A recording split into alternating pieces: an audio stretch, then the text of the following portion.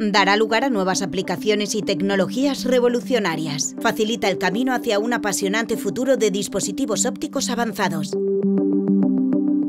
Los estados de serpiente fotónica. Los estados de serpiente fotónica son ondas de luz en forma de zigzag que forman peines de frecuencia bidimensionales con aplicaciones en diversas áreas de la ciencia y la tecnología. Los peines de frecuencia son reglas hechas de luz. Permiten a los científicos medir y controlar las ondas de luz con mucha precisión.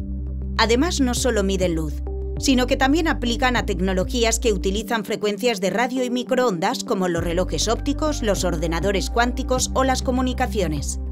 De hecho, los peines de frecuencia surgieron para mejorar los relojes atómicos ópticos a finales de los años 90 y ganaron un premio Nobel de Física en el año 2005.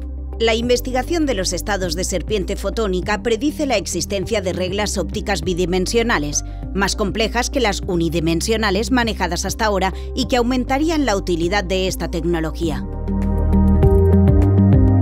Potencial. Mayor eficacia en la transmisión de información por fibras ópticas, mejor detección de sustancias, mejor medición de magnitudes como tiempo o longitud, aplicaciones en computación cuántica. Los estados de serpiente fotónica evitarían las inestabilidades inherentes a muchos fenómenos ópticos. En el equipo investigador de este estudio hay 2 profesores de la ETSI.